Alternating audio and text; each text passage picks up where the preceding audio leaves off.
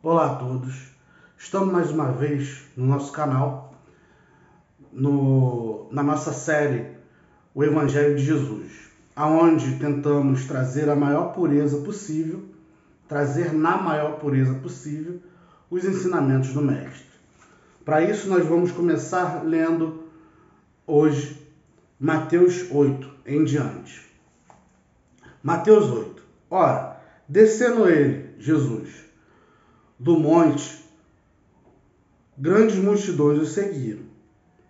Eis que um leproso, tendo se aproximado, adorou-o, dizendo: Senhor, se quiseres, pode purificar-me. E Jesus, estendendo a mão, tocou-lhe, dizendo: Quero, fica limpo. E imediatamente ele ficou limpo da sua lepra. Disse-lhe então Jesus: Olha, não o digas a ninguém, mas vai mostrar-te ao sacerdote e fazer a oferta que Moisés ordenou, para servir de testemunho ao povo. Então, Jesus queria, que o povo soubesse. Por isso que ele mandou essa pessoa servir de testemunho. Queria que o povo soubesse, porque fazia parte da sua missão, que todos o ouvissem e que houvessem relatos do que ele falou, como existem relatos bíblicos aqui nos evangelhos e existem relatos nos apócrifos também.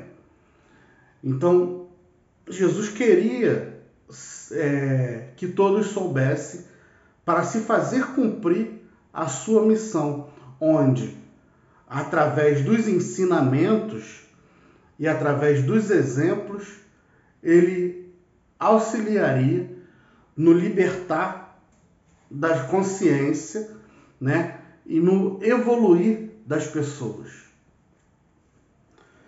Então, continuando. Tendo Jesus entrado em Cafarnaum, apresentou-se-lhe um centurião implorando: Senhor, o meu criado jaz em casa de cama, paralítico, sofrendo horrivelmente. Jesus disse: Eu irei curá-lo. Mas o centurião respondeu: Senhor, não sou digno que entres em minha casa, mas apenas manda com uma palavra e o meu rapaz será curado. Pois também eu sou homem sujeito à autoridade, tenho soldados às minhas ordens, e digo a este: vai, e ele vai, e a outro: vem, e ele vem. E ao meu servo: faze isto, e ele o faz. Ouvindo isto, admirou-se Jesus e disse aos que o seguiam: Em verdade vos afirmo que nem mesmo em Israel achei fé como esta. Digo-vos que muitos virão do Oriente e do Ocidente e tomarão lugares à mesa com Abraão, Isaque e Jacó no reino dos céus, ao passo que os filhos do reino serão lançados para fora nas trevas. Ali haverá choro e ranger de dentes. Então disse Jesus ao centurião: vai-te e seja feito conforme a tua fé. E naquela mesma hora o servo foi curado. Então nós vimos, nessa parte do texto, que o centurião diz assim: eu tenho soldados, tenho servos, e digo que eles vão, vai, ele vai, ele vem, ele vem. Ou seja, o que ele estava querendo dizer? Que Jesus também tem seus servos. Então, provavelmente, Jesus mandou um dos seus servos, dos seus anjos, irem lá curar. Ou o seu próprio poder, que foi até lá onde o rapaz estava e curou. E Jesus diz assim, que muitos virão do Oriente e do Ocidente, ou seja, muitos que não estavam ali.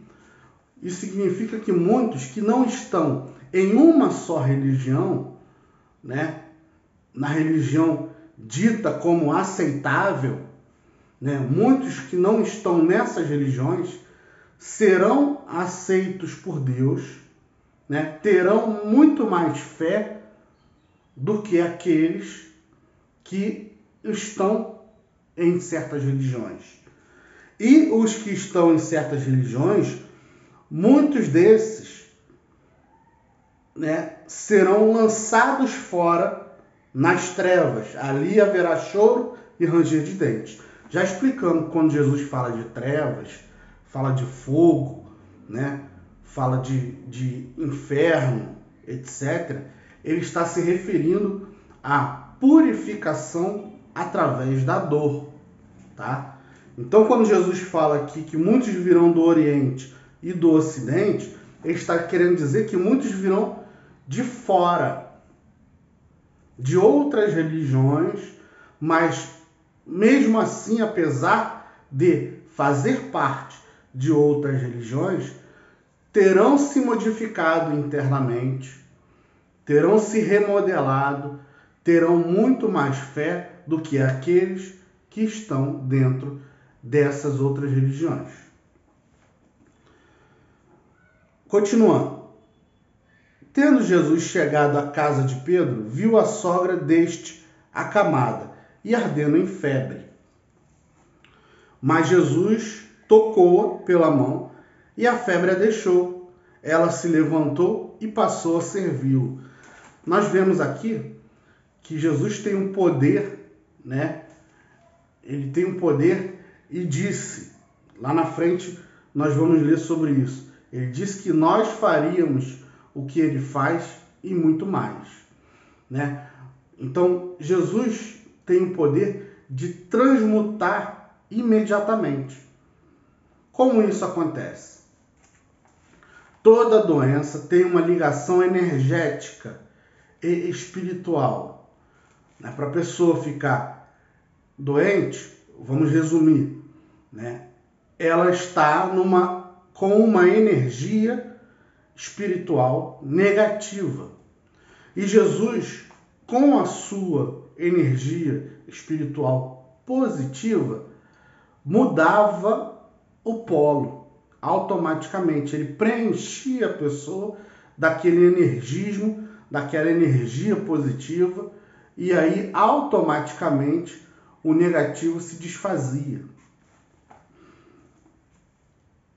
Então isso mostra que para nós fazermos o que ele faz, nós devemos também ter em nós essa energia positiva muito grande, para que seja rapidamente do jeito que ele faz. A nossa energia positiva também tem que ser muito grande.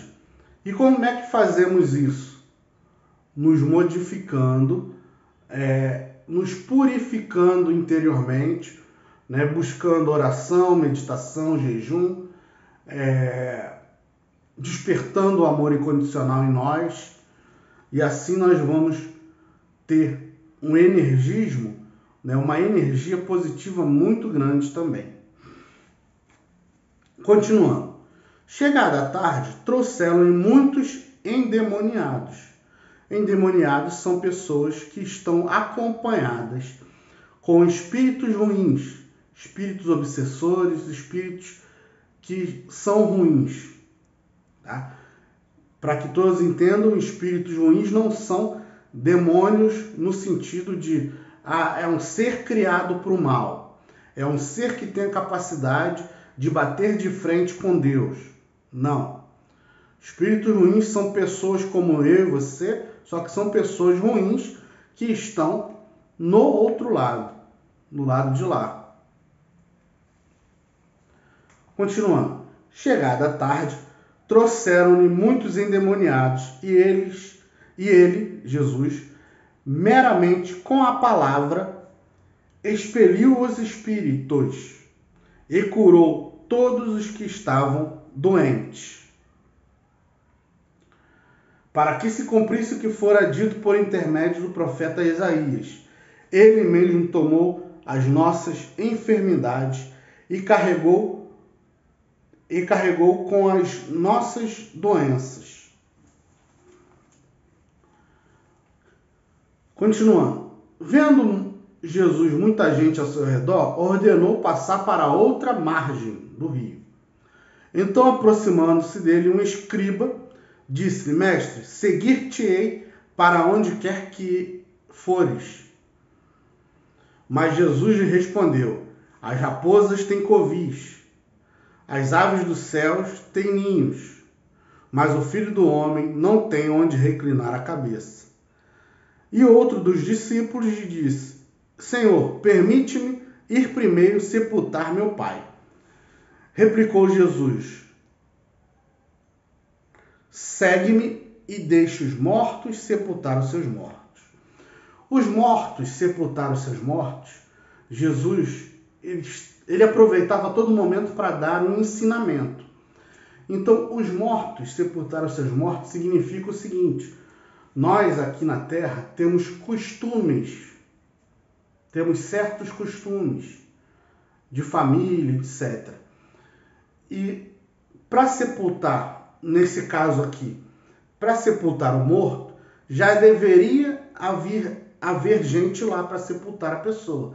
Não precisava que esse apóstolo fosse, porque ali só tem os despojos carnais, só tem o corpo. Então, nós tratamos o morto ainda, tratamos o corpo morto, não a pessoa, não a consciência, mas tratamos o corpo morto, do morto, com muito apego, com muita reverência ainda. Então, existe todo um costume para o sepultamento. Então, quando Jesus fala mortos, enterrar os seus mortos, ele está falando o seguinte, de ignorância. As pessoas que tratam o corpo do morto com muito apego, com muita reverência, ainda estão na ignorância das questões espirituais, que não é preciso tratar o morto dessa forma. É só preciso que nós oremos pelo morto, porque a consciência desse que se foi, ela continua. Ali só tem os despojos carnais. Nesse sentido que Jesus quis dizer. Então, entrando ele no barco, seus discípulos o seguiram. Eis que sobreveio no mar uma grande tempestade, de sorte que o barco era varrido pelas ondas. Entretanto, Jesus dormia. Então, Jesus estava tranquilão enquanto estava tendo uma tempestade. Jesus estava dormindo. Mas os discípulos vieram acordá-lo, clamando: Senhor, salva-nos, salva-nos, perecemos. Acudiu-lhes então Jesus, dizendo: Por que sois tímidos, homens de pequena fé? E levantando-se, repreendeu os ventos e o mar, e fez grande bonança.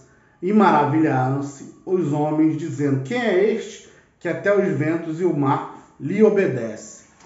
Então vemos que Jesus tem um poder tal que consegue dominar os elementos da natureza, consegue acalmar a força da natureza. Mas ele diz que nós temos pequena fé.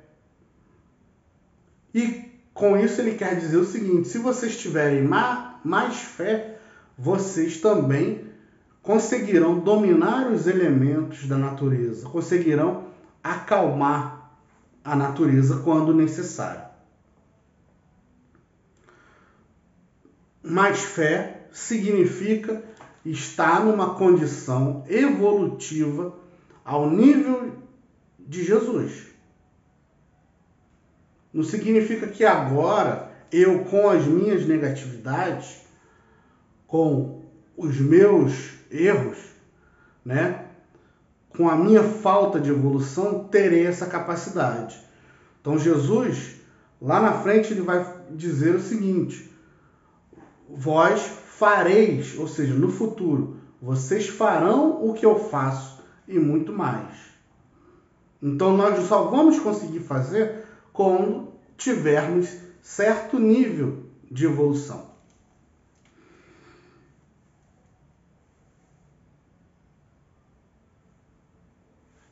Continuando. Tendo eles chegado à outra margem, a terra dos Gadarenos, vieram-lhe ao encontro 2 endemoniados, saindo dentre os sepulcros, a tal ponto furiosos que ninguém podia passar por aquele caminho. E eis que gritaram: que temos nós contigo, Filho de Deus? Vieste aqui atormentar-nos antes do tempo? Ora, andava pastando, não longe deles, uma grande manada de porcos. Então os demônios, os espíritos ruins no caso, lhe rogavam: se nos expele, manda-nos para a manada de porcos. Pois ide, ordenou-lhe Jesus, e eles saindo, passaram para os porcos. E eis que toda a manada se precipitou de despenhadeiro abaixo, para dentro do mar, e nas águas pereceram. Fugiram os porqueiros, e chegando à cidade, contaram todas estas coisas e o que aconteceram aos endemoniados. Então a cidade toda saiu para encontrar-se com Jesus, e vendo, lhe rogaram que se retirasse da terra deles. Ou seja, o que aconteceu? Jesus espantou aqueles espíritos, Os espíritos assustaram, a energia dos espíritos foram nos porcos, por algum motivo. Os porcos morreram, os donos dos porcos não gostaram, Contaram o resto da cidade, e a cidade, com certeza, não quis que Jesus ali entrasse, Então nós vemos que existe como espantar espíritos ruins, e colocá-los, não colocá-los, mas espantá-los por meio de um animal, usando a energia de um animal, usando essa ligação, essa conexão com os animais, Não sei, não sabemos, é muito difícil interpretar o porquê Jesus fez isso, porque Jesus poderia saber que aquilo ali não seria bom para os porcos e tal. Então isso nós não sabemos, então preferimos não falar, mas falamos de todos os ensinamentos que Jesus nos traz. Então, até a próxima. Nós vamos começar Mateus 9 na próxima. Muita paz a todos.